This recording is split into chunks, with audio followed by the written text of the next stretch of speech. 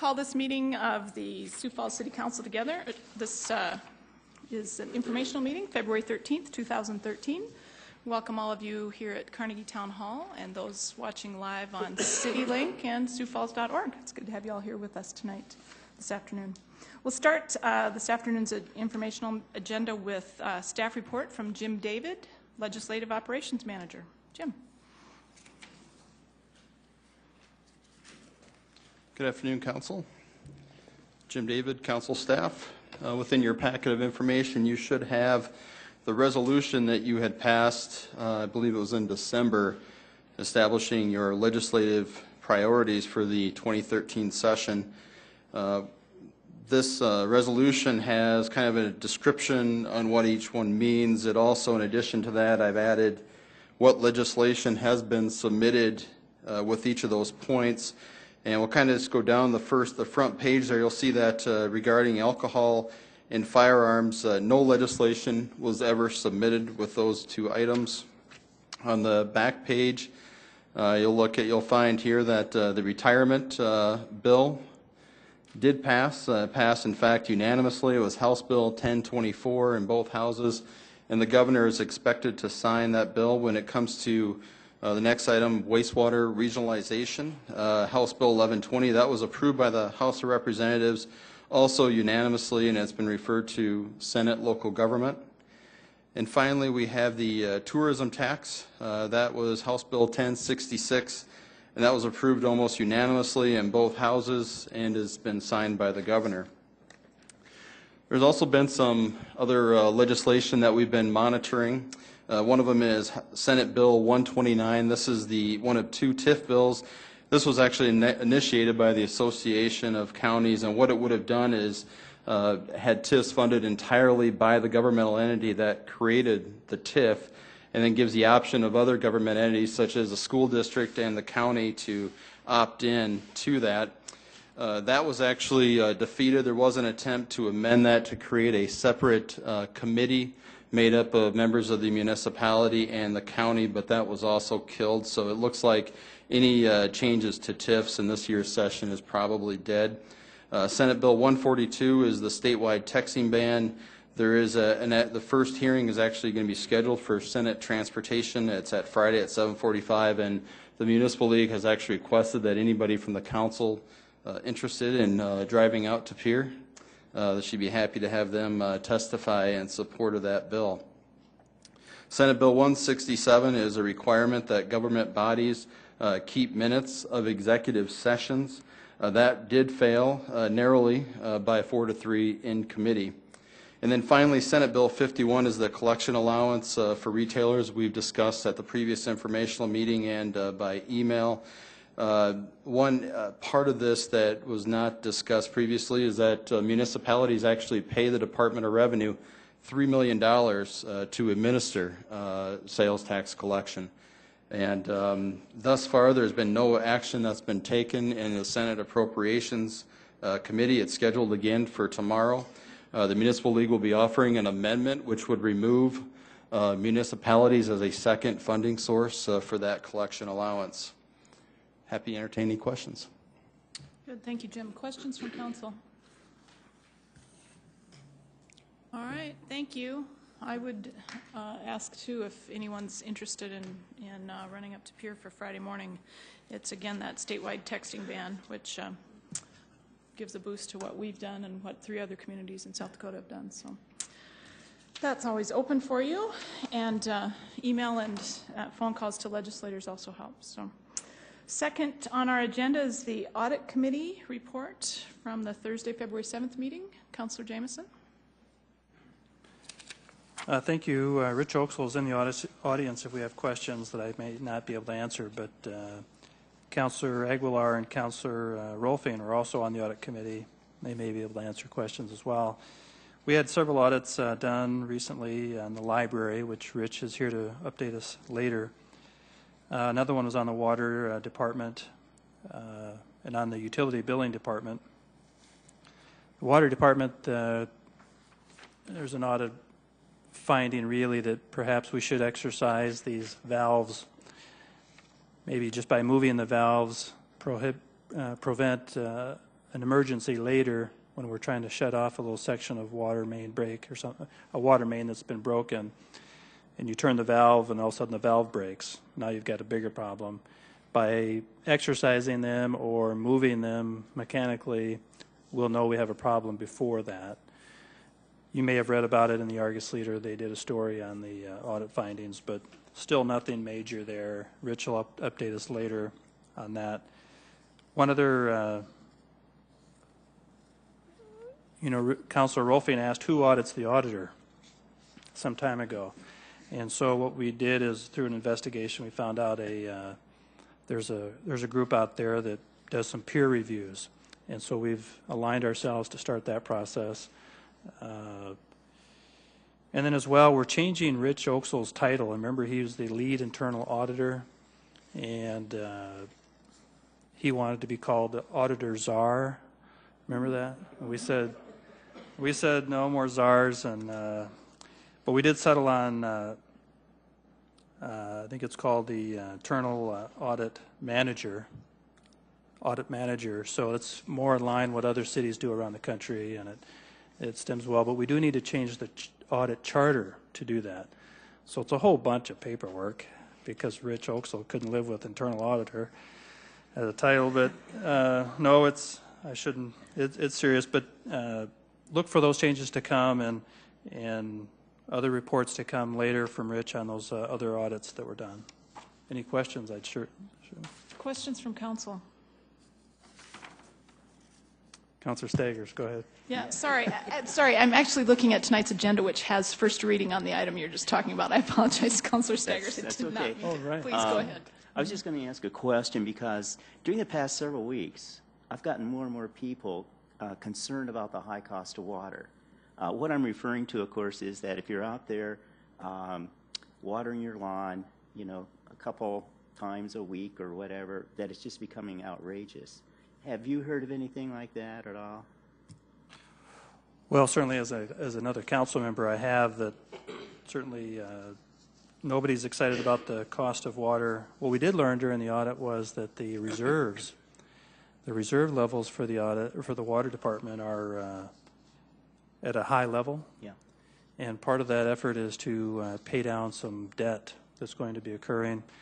And as well, so hopefully we can level off those increases, or they can level off the estimated increases needed to sustain the program, essentially. So, and they also shared with us that during those drought years that, interestingly enough, during the drought years, they raised a lot of revenue because of the same issue. You're watering your yard because Mother Nature doesn't do it, so you pay for it. And thus, conversely, if we get a lot of rain, their revenues go down. And so given the cycle that occurred last year, the revenues are up. But certainly it's noted that the cost of water, I've heard it from others, but absolutely you should know that the reserve levels are high right now. And I think it's quite possible they might continue to be very high, too, because now we're getting a lot of water from the Missouri River, too. So I'm not sure that the Public Works Department has factored that in or not, or we're just going to continue the way we've always done it. Okay, thank you, Councilor Staggers. Other questions for Councilor Jameson? Councilor Aguilar. Well, just getting back to the topic of the reserves, there is a major payment. I think it was in 2020. That is what the money is being put aside for and it is for Lewis and Clark. When they, we prepaid, but then we have to shore up at that point. And so, and they also said that, yes, 2012 was a more lucrative year, but 2010 and 11, with all of the rain we had, we did not collect what we had thought we would collect in the sale of water. Okay, thank you. Other questions, comments? Councilor Jameson? As you alluded to, Councilor Erpenbach, the first reading tonight, the only item on the agenda really, which is interesting. It refers to that item with Rich Oaksel. So if you have any further questions about it, you can ask Rich. He'll be here later, or me, but it's pretty basic language changes. pretty torturous for Rich. Thank you for your good humor with Councilor Jameson. It is the only item on the regular agenda tonight. Anything else on the Audit Committee report? Good, thank you. Seeing nothing, we'll move on to the Fiscal Committee. Councilor Karski. Yes, thank you. We did have a Fiscal Committee meeting last week for the first time since, I believe, October, so it's been some time.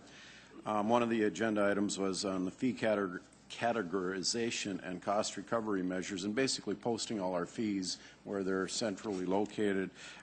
This is being done, and I believe almost complete at this time. It is done. Okay, so if you want to know what a fee is for anything that's related to the city, you can go to one place on the city's website and find that information. Dave Bixler, our Budget analyst. Budget analyst. I knew it had something to do with fiscal. Talked about the facade easement program, and he's going to be reporting more on that to the Land Use Committee. And then the big item was Director Tracy Turbach talked about our capital fund surplus and the anticipated amount that will be there. It's unaudited yet. Currently, it's looking like about 1.7 million, which is down from previous years. There's a lot of discussion regarding this. You have the minutes on it, but to kind of break it down,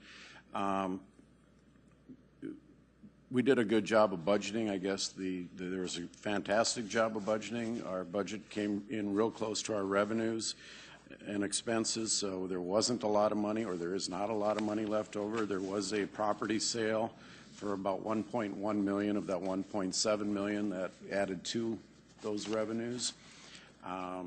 So we will be having another update sometime in March when the audit is done on the budget, so that we will know exactly what we have left. And then, of course, the discussion will come back to us. Do we want to put that money toward any specific projects? One interesting thing that came up that I would like all of you to keep in your minds to consider: we do have a budget reserve for our general budget, but we do not have one for our capital budget. And this year we were very close. If revenues had been less than budgeted for, we could have had a problem and be cutting some of our projects. So possibility to maybe start banking a little bit of money just in case we have a lean year like we did in 2008 or 9. So that would be the report. Any questions? Questions for Councilor Karski. Councilor Staggers. Yes, Dean, I'm not quite sure if you have the number on this or not, but I was just thinking, what is the total reserves that we have in the city? Total reserve, including all the capital, general fund, everything you can think of. Yes. I'm thinking it's right, and I'm just going from memory, and somebody else could correct me, and if Director Turbach's here, he could help me, but I'm thinking it's right in the area of 70 million. Does that number sound right or wrong to anybody? Director Turbach, would you bail us out, please? There he is. As part-time council members, we don't always remember numbers as accurately as we might otherwise. Good afternoon. Tracy Turbach with the Finance Office. Of course, the primary reserve that we most often talk about is the general fund reserve. That is really some people refer to it as a rainy day fund. It does provide that protection for the city if revenues fall short, that are typically used to fund our essential services, public safety, public works, and those types of things. So that's the reserve that we most commonly talk about, and that's targeted by policy to be 25% of our general fund budget. I think it's run about 30 to 35% in recent years. We ended last 2011 with it slightly over 30%. That's about $41 million, if memory serves me right. Other reserves that the city has, and it was mentioned earlier, water fund reserves, are very limited as to how we may use those. So each fund carries its own reserve, and in the case of the water fund, would only be used to do water department types of activities. So that's a water fund reserve. While we may commonly refer to it as a reserve, it really doesn't serve the purpose if we need money in the police department, for example, if we have a general revenue shortfall. So I think it's probably not an appropriate discussion necessarily to look at it as a comprehensive reserve amount for the city, because those are really restricted funds and can only be used for certain purposes beyond the general fund reserve of like I say, approximately $41 million. Yeah, I guess I would say, though, those funds are restricted, but the city council, anytime it wants to, can just change those restrictions too. And so I was hoping that maybe we could get a really good, solid number on how much we do have in reserves. Tracy, thank you. I appreciate playing Stump the Director with us this afternoon, but I'll remind folks that all of this information is on siouxfalls.org. If you want to have that conversation, again, because we have talked But budget see, already. There's one thing. We have a department head here, and this is a very appropriate time for me to ask questions. And these are very good questions, But because he nobody doesn't seems have to have the any material answer. with him. And that's the reason I'm asking him if he Yeah. could go ahead and provide that for us. And he can. Let's have him do that at a future meeting. We'll ask Mr. Trebek to do that appropriately at a future meeting, but to ask him to provide that detail of numbers without any warning is really not fair. No, I didn't And we expect have that other at all. things. Well, we have other things to deal with this evening. Other comments or questions about Fiscal Committee? Councilor Anderson. Tracy, I have another question for you, please. As we're talking about the capital program and the expenditures this year and how close we came to expending the dollars that were allocated for capital projects, is it not another reason that we came this close because of the savings that we had on projects and all the money transfers that we had over the construction season to better utilize those dollars? If I understand your question correctly, the answer is no. The capital budget is established at a level of expenditures equal to what we anticipate taking in revenues. So we don't plan for any leftover money. If there are leftover funds in one project and that's completed during the year and those dollars get transferred to another project, maybe to fill in a shortfall, the total bottom line budget for the capital fund does not change in that instance. So we still anticipate spending all of the resources we're going to have coming into that capital fund. Where the surplus occurs is really when revenues come in higher than anticipated. So those revenues over and above what we've budgeted come in and haven't been earmarked or targeted to a particular project. So only projects that are in the capital plan that have been approved by the city council receive any funding at all or any expenditures. We don't ever spend money on projects that haven't been approved by the city council.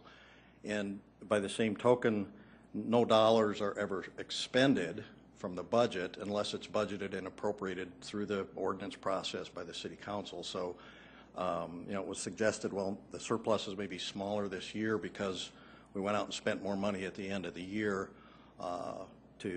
for whatever reason. I can't imagine why we would do that in the first place. But so that just does not occur unless we come to the council first and say we've got another project. We either need to amend to a higher amount or a new project maybe that isn't in the plan currently.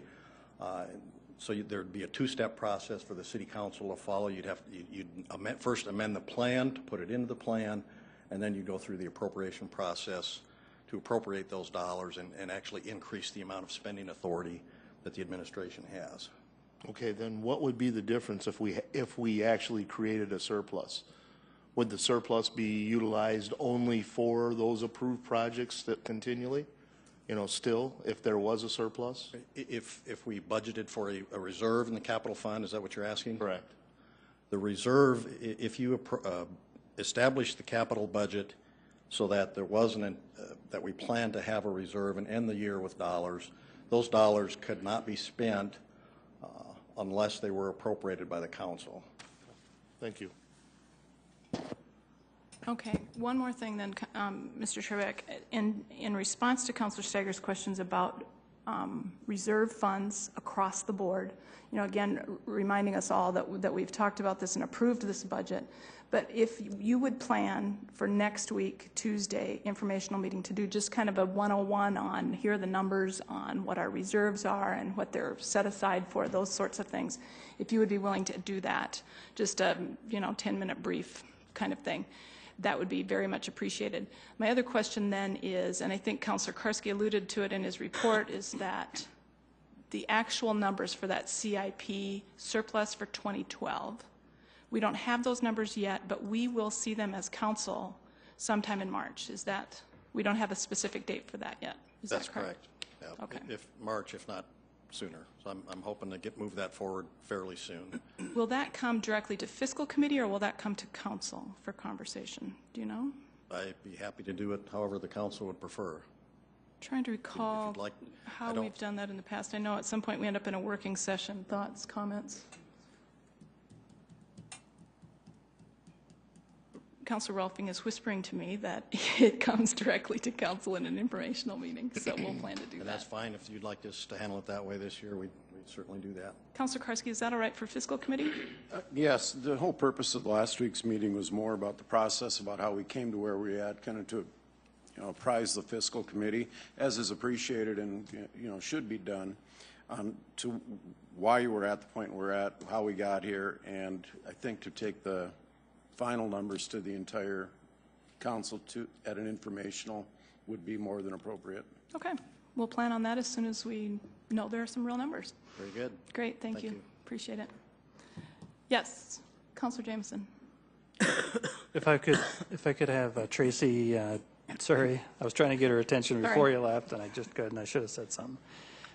Tracy made a comment during his presentation in the fiscal committee regarding the 1.1 million that was generated through the land sale, and that there is a group of, you'd stated that returning those funds to the area or something where they came from would be something that would be pushed for or desired. Could you just refresh us on that? Because I think that's going to become one of our bigger discussions as a council, is the 1.1. And I think it's fair discussion. So Tracy, do you remember what you said? Well, the $1.1 million that is included in that $1.7 million surplus amount originated from a land sale of property that the city owned in the uptown area. And I believe my comments were essentially the effect that the Community Development Department coordinated that transaction. It was part of a development project and a TIF district project. And as part of that process, they expressed their interest in seeing the proceeds of that sale reinvested in the uptown area. Now, there's nothing that says that has to happen.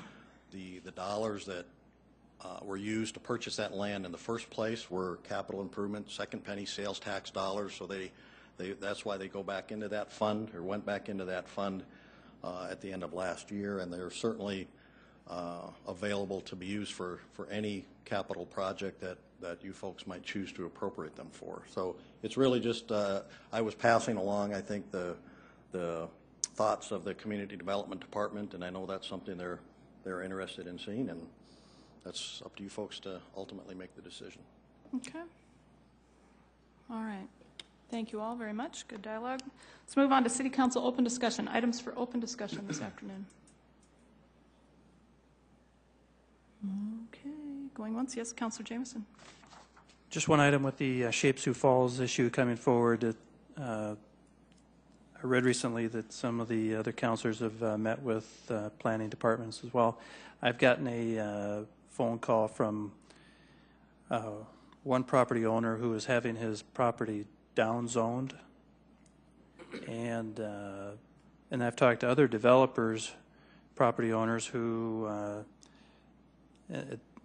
I just thought I'd share these thoughts with you because it's going to be quite a discussion for us. There seems to be this feeling that whatever the problem is, we'll overcome it with planning commission or the council getting the zoning changed or approved or rezoned if needed. The only real concern comes from one property owner that's been vocal, who's clearly in tune with what's happening, and testified at the Planning Commission meeting. And it's a property owner whose property is being downzoned. And I think it might be helpful for us to know who and where all of these down zones occur, because those are the only people who will have an objection. And I thought it'd be helpful for me for sure, but probably for all of us, if we had a map or had a list of all the owners whose property is being downzoned. All the other ones who are getting upzoned, it's more of a windfall probably in some cases, but the guys who are getting downzoned are feeling threatened that their value of their property is threatened in some way. And this is a great transition into a whole new code for us. And I think it's this time is that time to really focus on the potential problems that could come up later and somehow address them now as the group who is accepting this new code, doing it together versus waiting for some other body later to deal with, well, now this guy is not happy with the zoning. Would that help? If I might, Councilor Jameson, Jim David is working on that map for us at this time, and he will distribute it to all of us. Oh, great. Thank you for your crystal that. balling. That was awesome. Yeah, wasn't that good? Just some of us who met with planning staff last week had that same question, and so he's working on that for us. So it will be something that's a huge part of that conversation. Reminder that February 19th is first reading on that zoning. And so, yeah, it'll be good. Lots of stuff. And that, again, is something that's on SiouxFalls.org. And it's fun to kind of go in and do the buttons and do that. But they'll show that to us on the 19th as well. Councilor Anderson. I just want to comment on Shape Sioux Falls, too. It's taken well over a year to write this document. It's 400 pages. It's going to really change the way that code enforcement is done in the city of Sioux Falls. And I really hope that the council really digs into this, and I hope that it's more than 2 readings, because it is such an important document that will change a lot of people's lives. We really need to make sure that we understand those changes. Can I ask a question about that then, Councilor Anderson? That was something that crossed my mind as well last week in terms of dragging out the readings just a little bit. The first reading is on February 19th, and then we don't have a meeting the following week. So then the second reading would be March 5th if we vote to set it that way. It would be certainly appropriate to do a second reading on March 5th and then to defer it and hear more testimony a week or even 2 weeks later. So kind of put that in your thinking cap and decide if that's something we want to do in terms of something this large. Once it becomes really a media thing that more folks may be interested in it than are now. I keep saying it's the geeks that are really into it right now. It's the people that it really affects. When the public starts to see the changes, that's certainly something to think about. So keep that in mind. If we get to a point in that conversation where we say, you know what, we got a ton more to do, more to hear, let's defer. It'll be okay. Yes, Councilor Jameson. On February 19th, do we have the informational agenda already set up that would prohibit the planning department to come in and just be here for, if perhaps? Ask them to come in on the 19th. I'm sorry, I forget what the informational agenda looks like for next week. I barely know what it is tonight. So, but we certainly can bring them in for part of the open discussion if there's time. But I would also say, first reading is, we don't take public input during that time, but it's certainly time to ask lots of questions. And I did ask them the other day, would you do that interactive piece of it? Because it's not, we say it's 400 pages, but it's not 400 pages you necessarily sit and read. It's got all those colored buttons that we've seen in those displays, and those buttons are actually interactive. And so I wanted them to try and show that to us during first reading so that folks can see that. So we'll kind of wing it. I will ask them about coming to informational, though. Thank you. Other items for open discussion for council? Oh. Good. Let's move on to presentations. Space Needs Study, Sue Kwan-Beck-Etten, Director of Central Services. Welcome, Sue.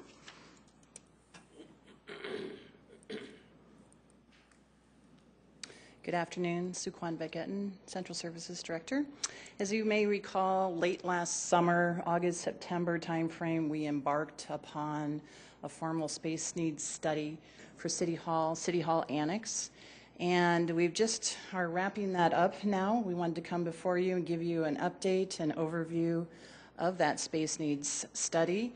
And I've brought with me Sean Irvin. He's a principal architect with TSP, and he conducted the study for us. I'm going to turn it over to him. Thank you. Welcome, Sean. Thanks, Sue, and good afternoon, councilors. Just trying to bring you a little bit up to speed in case you don't recall this or haven't heard about it before. This space needs assessment was based upon the need from the previous study, since most of the moves that were in the previous study were largely done.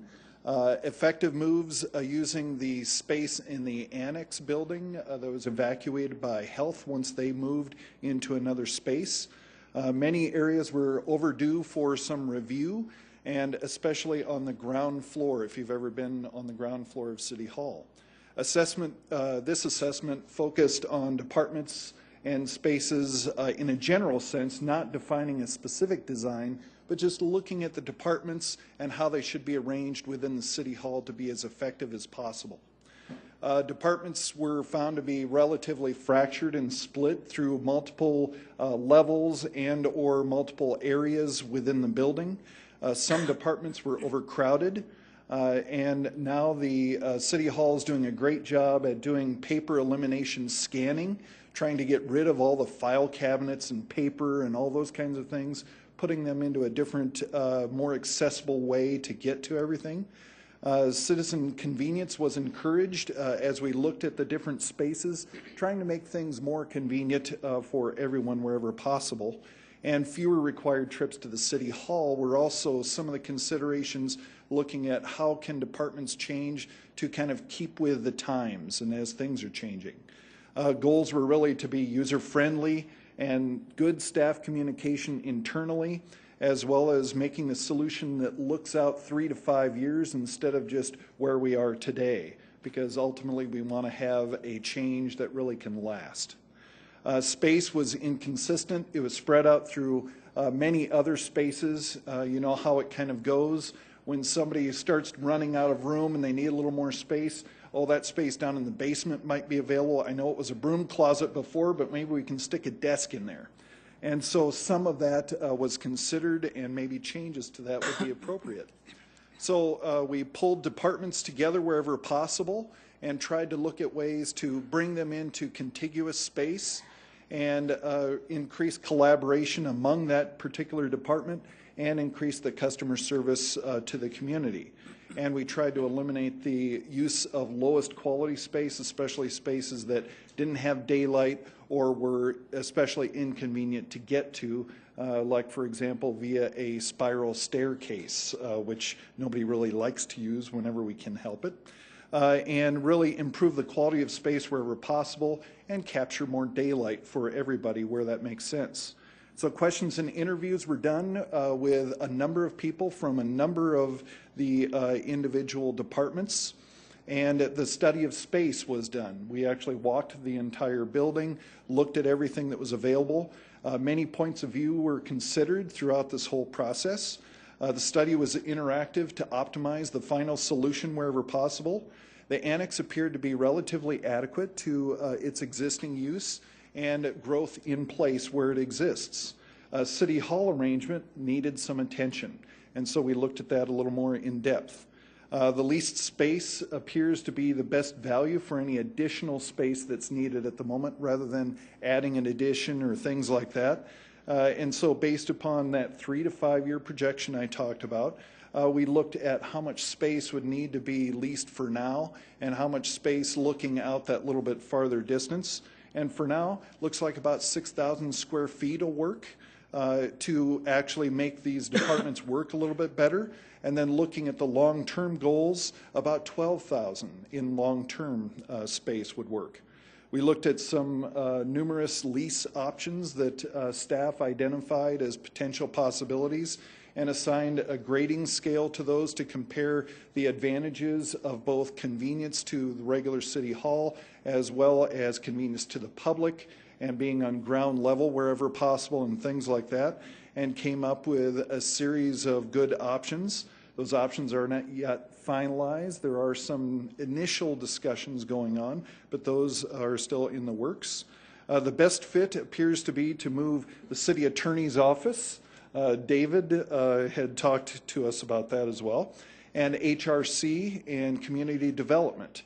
based upon their own internal goals, the size they need, and the interaction from other departments and from the public. All those things were taken into consideration. Now, once that happens, those three departments were able to do some rearranging and make it work through a phased plan at potentially doing some remodeling through the building. As that happens, we can relocate planning, zoning, and building services with a potential common service desk on that ground level, which has really the highest interaction and the highest with public and the highest traffic with public of any department in the city administration.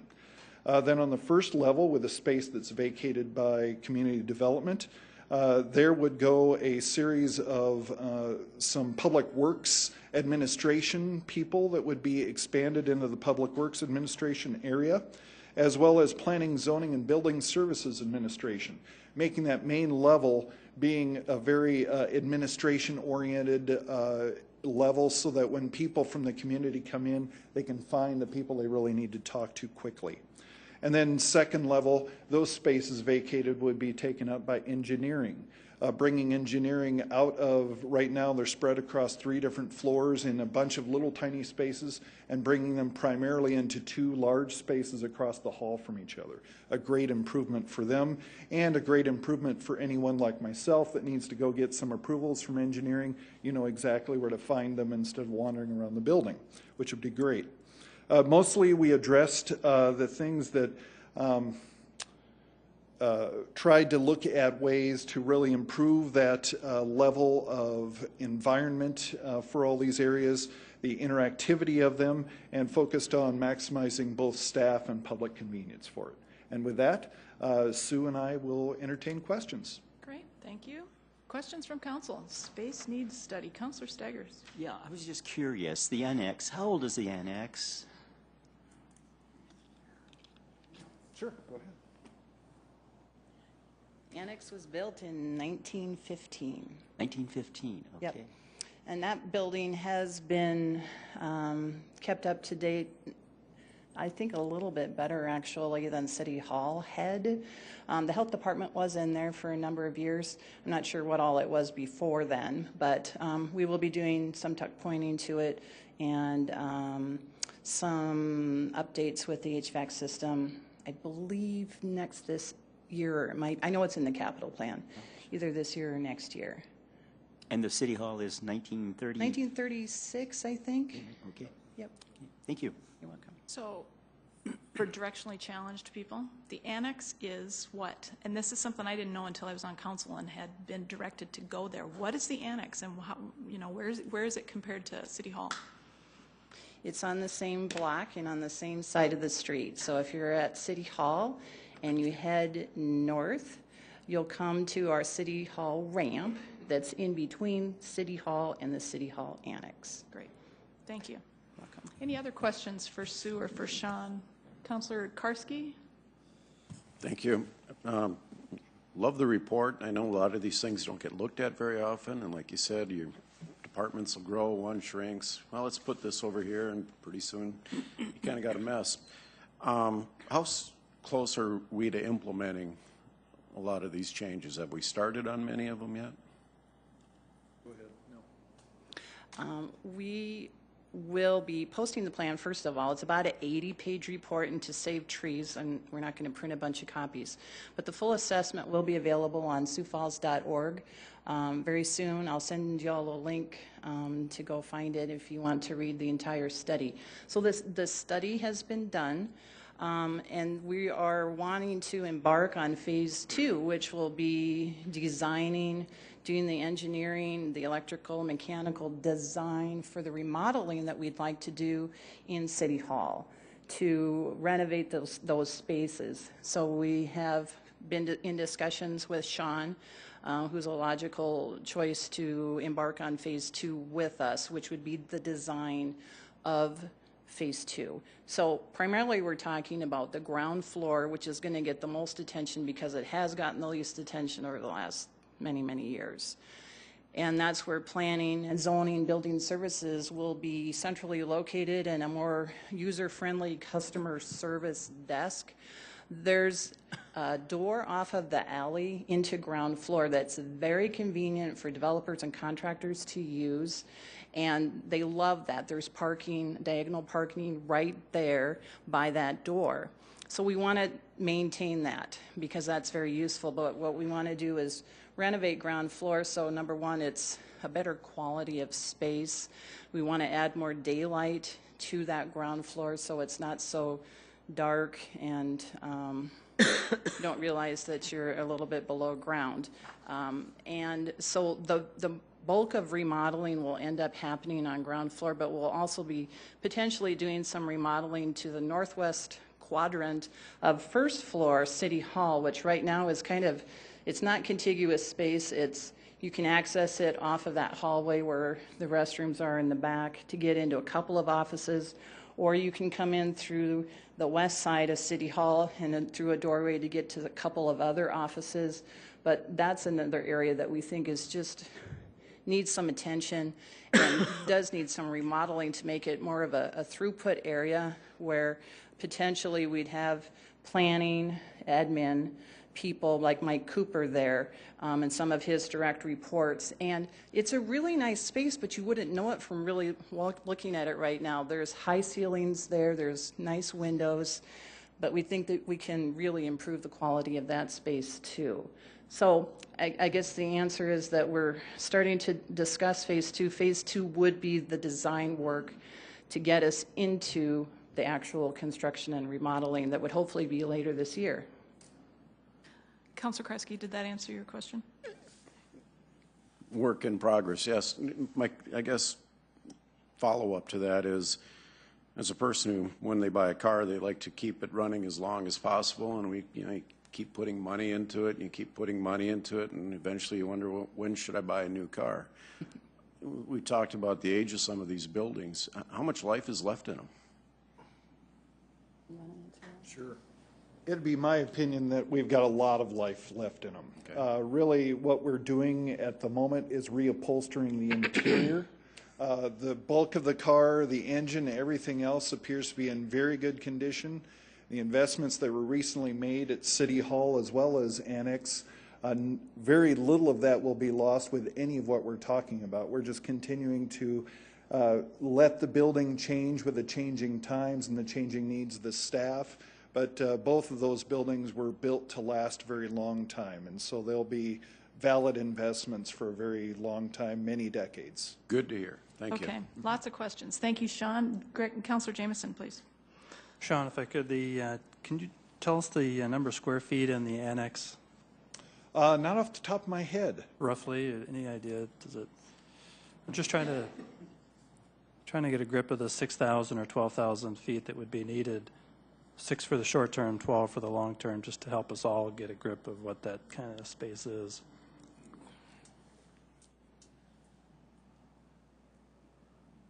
Yeah, overall, Greg, the annex is a total of 21,288 gross square feet and about a little over 12,000 net square feet. And then City Hall is gross 64,000 and net about 38,000. So the 6,000 is a relatively minor portion when considered among the entire amount. The Carnegie building is probably somewhere closer to the 6 or 12. I'm just trying to size up 6 or 12,000 square feet for us to think about. And then if I could, the other question is, during this assessment or study, was there a consideration to selling or trading current city assets, city buildings for a new, complete all-in-one type building? Was none of that conversation happen? That was really outside the scope of study. The scope of study was really to look at how can we reconfigure with the assumption that City Hall would continue to be the primary building of the presence of the city staff.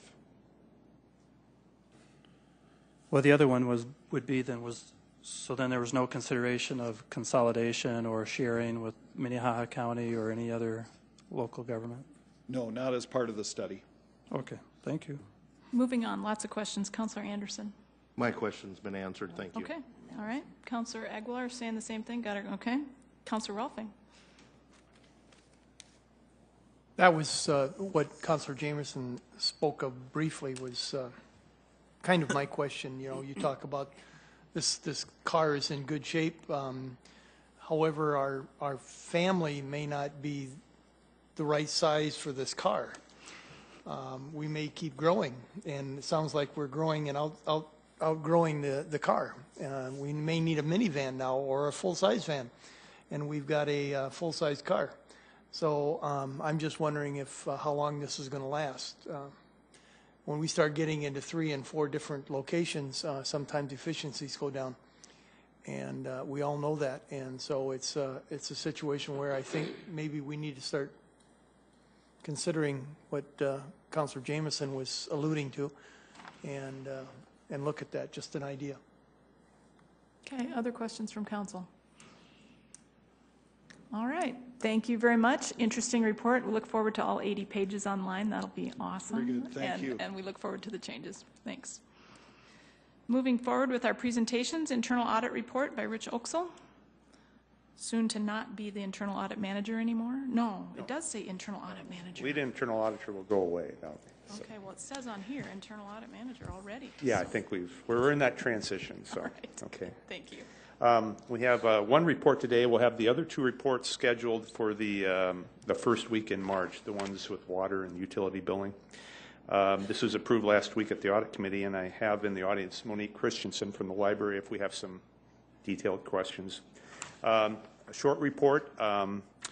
Very good experience, very good cooperation from library management and staff. The Siouxland Libraries, it's a joint agreement between the city and the Minnehaha County going back to 1995 when the city libraries consolidated with the little county libraries. The exception is Del Rapids. They operate their own library. They have their own way of financing that. So other than that, the other county libraries are now part of the City of Sioux Falls libraries, and those employees are now city employees. We looked at a number of things, and the results were that the policies and procedures are being followed according to city policy and state law. Good internal controls. The library gets a lot of gifts from people, a lot of financial gifts that come their way for various purposes, and we looked at how they account for them and where they're using those funds to make sure that the wishes of the donor are being honored, and we found that they were. And we also looked at that courier process. We have a new library opening up on the west side. We wanted to see if we would be able to use the current courier process, if that was sufficient to be able to add another library to their route, and we found that it was. We won't have to add any FTEs or temporary employees to service that branch library when it opens this year. The one recommendation we have is on page 3 there. It had to do with improving the cash handling process. It's not a big deal, but enough that we put it in the report. We were satisfied with the response that we got from management. They had a 4-step action plan there at the bottom of page 3 in italics to address the issue that we came up with. It had to do with making sure that the card and fee renewal information for a patron would be accurate to make sure that it's being recorded properly both in the cash register and in what they call the Horizon system that they use. And so we had a recommendation to improve that. Management was very responsive, and some of those 4 steps are already implemented, so we're very pleased with their rapid response on that. So like I said, the conclusion was that they're doing a great job. They're very customer service orientated. The libraries are very popular. In fiscal year 2011, they had over 1 million visitors, and they checked out almost 2 million items. And one thing that's been very popular is the e-books. Now that people have the Kindles, and the library was very responsive in making sure that their patrons would be able to download books electronically onto their Kindles, and that's been a very, very popular program. And so we found that they're very dedicated, they're very responsive to their customers, so we want to give kudos to library management for that. So if there's any questions, I think Monique or myself will try to answer those. Great, thank you. Questions from council? Councilor Staggers. Yes, Rich, when we were starting to build the new library on the west side, we were told all about the automation that we're going to be having with, you know, checking books in and so forth, and that's going to save us staff. Is that borne out, do you think? We didn't look at that specifically, but I believe that was the indication for management. Monique? Monique, do you want to come forward? Want to address that issue?